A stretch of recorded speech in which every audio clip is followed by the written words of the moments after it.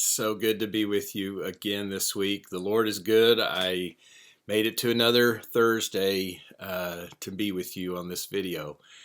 He's a gracious God.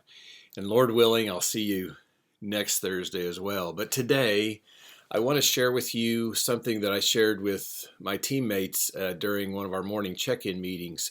We've been going around person by person and taking a few of the Proverbs and sharing a devotional thought about them each morning. And this week, one of the mornings was my morning, and my passage was in Proverbs 13. And I highlighted verse 12, which says this: "Hope deferred makes the heart sick, but a desire fulfilled is a tree of life." You know, there's two concepts in there. Deferred hope makes the heart sick, and desire fulfilled, tree of life. Have you ever had your hopes dashed or deferred?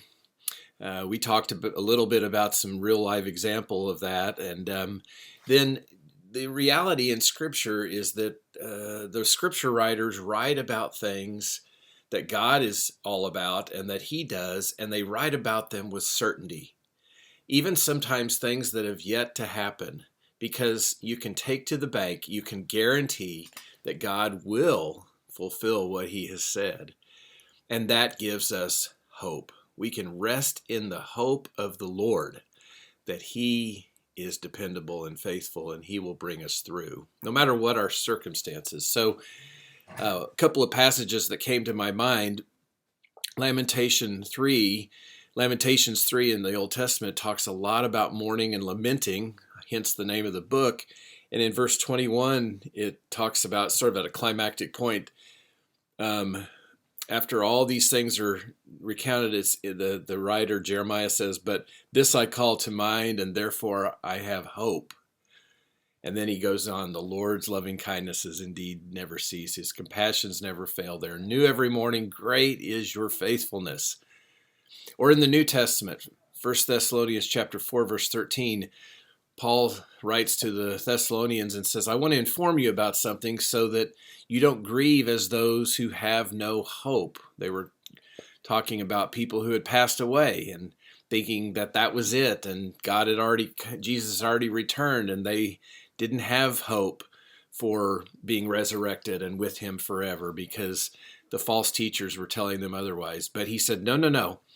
You have hope. It's unassailable hope. It's guaranteed hope, and it's in the Lord. And then it says, the desire fulfilled is a tree of life. Yeah, I couldn't help but think of Psalm 37, verse 4, that says, basically, delight yourself in the Lord, and He will give you the desires of your heart. Desires fulfilled, and it's tied to hope, and it's tied to delighting yourself in the Lord in that case. So today, I just want to challenge all of us, me included: hope in the Lord, delight in Him. Remember that reality with Him is certain, that things will come to pass.